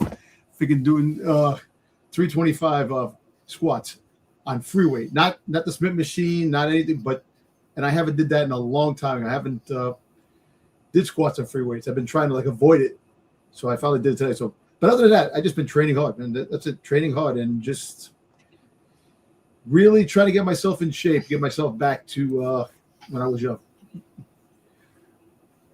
But who are you taking in? You taking the flight? My wife. No, he said, who are you taking in the fight tomorrow? Oh, the fight tomorrow. The fight. Who's fighting? First off, who's fighting now? I gotta watch. You know what? To be honest with you, I have no idea. I gotta watch. I gotta see. I just don't even pay attention. I used to watch UFC and boxing a lot more than I used to. It's a literal booby trap, Buffy. Yeah. Yeah. I just like I said, as of right now, I'm getting I'm not bored. I'm just don't have the patience. The last movie I saw was The Mandalorian. I went to go see that, and then I got tickets for Spider-Man when I get back from San Diego. Oh, speaking of Spider-Man, so apparently the rumor, there's a rumor that actually might be legit and true that Punisher gets the War Machine armor to fight the Hulk. I mean, you got the Hulk in there. Yeah, so this is the third act is that the Hulk is the bad guy. So apparently whoever's controlling the Hulk is the one, and the Hulk is going to fight, and to stop the Hulk, friggin' AIM that's in the comics. AIM is the one. So they so apparently they have Tony Stark, Iron Man suits and stuff like that. And the Punisher gets they better have those goddamn big yellow. I don't know if they're going to show that, but the warehouse that has all of all the tech from all the superheroes and stuff like that, I think the Punisher goes in there and gets the War Machine armor, and so the first appearance of War Machine might be going up. Yeah. I don't want him to be wearing any kind of shock trooper outfit. I want the big yellow hats. Fight. Oh, Conor McGregor. Didn't Conor McGregor just figure I want it to be classic. You know what? I'm going to take Max Holloway because really? Conor McGregor, he hasn't really. He was going to retire. No. Retirement. McGregor, and I like McGregor, but I think McGregor is lost a step. I don't think he's the same that he was when he was winning. His Irish whiskey fund must be low that he has to go back into boxing. Exactly. You can't get any more celebrity boxing. You can't fight Mayweather anymore. Maybe. Hey, but he made a grip off of that. He did. I want that suit he had. Fuck you. He had the pinstripe. No, but back to Spider-Man. There's a lot of things that are supposed to be in that movie. That a lot of books, little hike in some of the books. Yeah, I always hate that because it hikes those silly books that will just go right back down. But if you have those books, look to unload them quickly. Yeah. Mm-hmm. So once you hear a buzz, get out of here. So apparently, Peter Parker is supposed to have some kind of a relationship with Yona Venova from in Black Widow. So apparently there's a scene that she's like naked in her bra and panties. She's like in a bra and panties, and he's webbed her against the wall or something like that. So apparently it's a rumor. I don't know if that's the webbed her. Webbed her. He has organic webs now. So guess what? I saw that in the trailer. Yeah. I'm like, what the hell? Yeah. So the one thing. All right. So you know that CG. You know that they're covering up a lot of things. They're not going to show you. So the one scene that he's in the jail with no mask on and he's fighting the hand. I think he is either Man Spider or he has the black symbiote because I think they're digitally taking that out to surprise people because he's in there with his mask off. So I think it's gonna. Well, I think it might be. I think they might have Tom Holland in there, but I think you might get somebody else in there. I don't know because apparently Daredevil is supposed to be in there. Daredevil is supposed to have a scene. So this movie's packed with more fucking villains than ever before. Freaking Daredevil, Hulk. You got everything under the sun. It's like the 1990s cartoon. Definitely is. I mean, I don't know. Out of all Marvel movies, I tend to have more faith in a Spider-Man movie. Yes. Yep. Especially this most recent run of Spider-Man movies to deliver at least an entertaining, fun movie. Well, listen, the thing is what's happy about now is that Sony and Disney came to a compromise where anything in the 616 universe, like heroes and villains that are in Spider-Man's world, can be in the Disney Marvel universe. Yeah. Others like Nicolas Cage, they're going to be the Amazon Prime. You're going to have a Tobey Maguire, Andrew Garfield series on friggin' Netflix. So they're going to be all those the multiverse, the Spider-Verse. So. Yeah, I don't know, because Doomsday sounds like it's just going to be a hot mess of fucking a lot of shit. Yeah, you're right, Buffy. And freaking Mark always figures. After that, there was speak about the Star Wars. Apparently, like they're trying to reboot. They said the comic line is going to get rebooted. If they don't want us talking about rumors and spec and all that shit, then you know what? Stop teasing us months and months and months before the shit comes out, because that's what's going to happen. People are going to talk about it. I'm still wishing that Marvel does the the biggest crossover ever, the Avengers versus Star Wars. I'm still hoping that we get that down the road. Well, I mean, I could see that. I could see it happening in comic form at some point if they do something weird. It's a big what if. It's a big what if. The Reality Stone has something to do with it. The Infinity Gauntlet, the gems. You know, imagine Vader holding the Infinity Gauntlet. You know, I mean, yeah. There's nobody who said they can't do a 3-issue what if series. No, forget 3 issues. Look, if they were smart, you would have starting in December. You would have the first issue and December because you have Doomsday coming out, so it collides with Doomsday, and then the last issue comes out with friggin' Starfighter. So it would end with the bookend both the Avengers movie and the Star Wars movie, and you can have that in between. I actually would love that, and I was actually thinking that you could actually throw Starkiller in there as the ultimate, he's like the ultimate superhero because he's more powerful than like all the Jedi. He's one of the most powerful Jedi, so. You could have him. If it's a what if, you can do whatever the hell you want. Yeah. You know, should the comic world go crazy? Dude, Luke Skywalker with freaking Spider-Man, Boba Fett in the cover with Wolverine freaking slashing at him. Come on, man.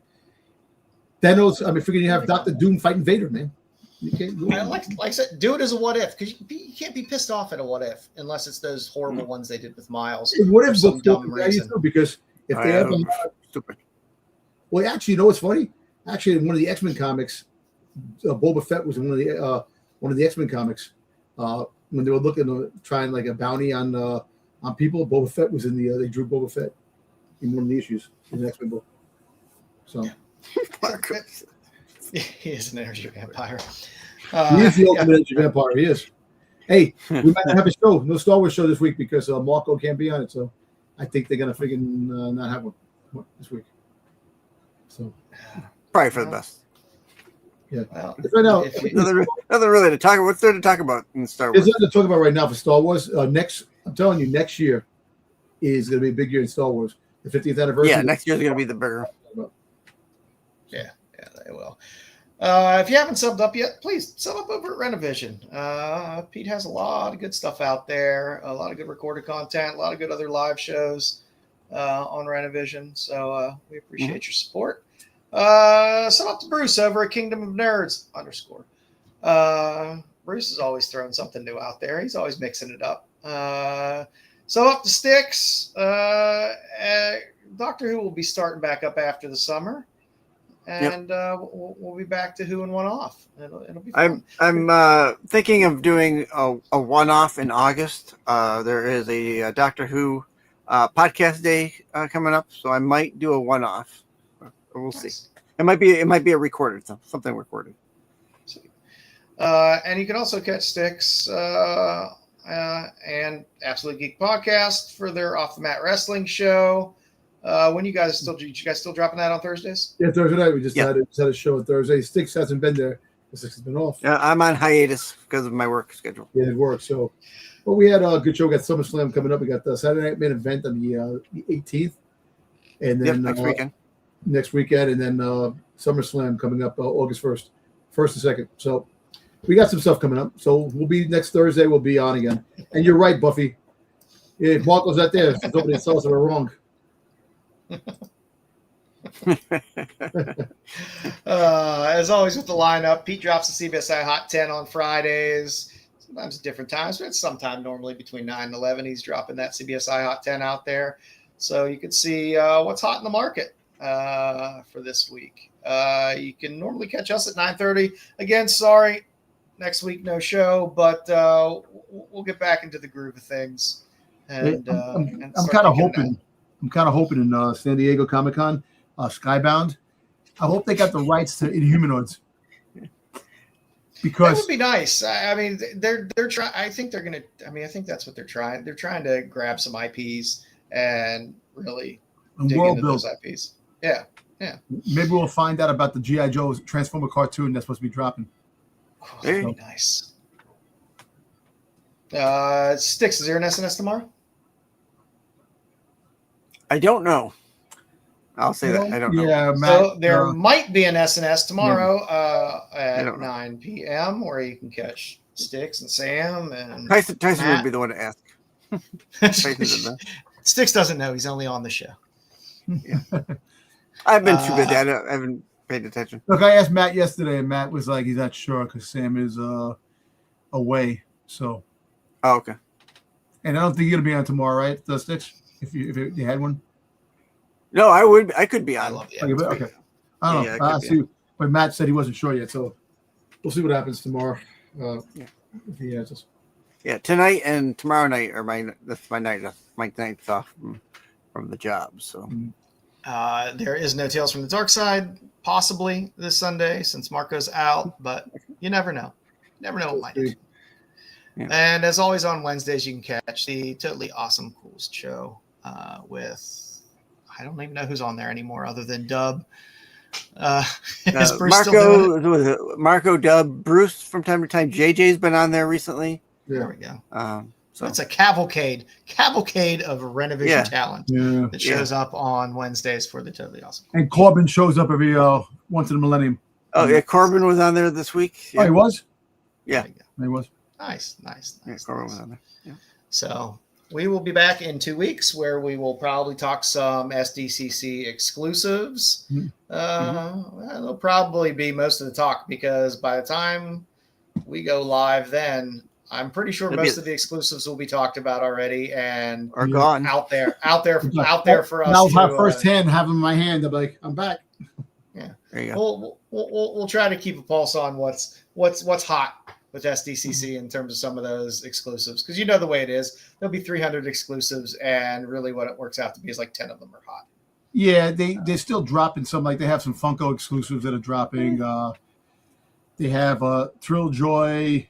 Rocky Moto has some stuff that's coming out because the guy who created Funko, the two guys who created Funko have new toy companies, Troy, in Thrill Joy and Rocky Moto.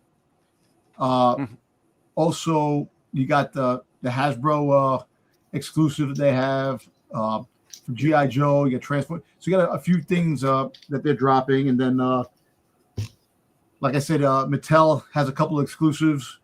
The Jim Bro Skeletor that's dropping. Jazzwares. Like I said, it's SDCC, so there will be everyone 400 exclusives. And the sad thing is that they're hard to get because the lines are crazy. Everything has a line. Last year, when I went to the Fig Pin booth, the line was around. You couldn't even get into the Fig Pin booth. And then when I got there, sold out. Everything was sold. Everything's always sold out. And it's like you got the press pass this year. You got the press pass. Yeah, but the press pass is only good to like panels and stuff like that.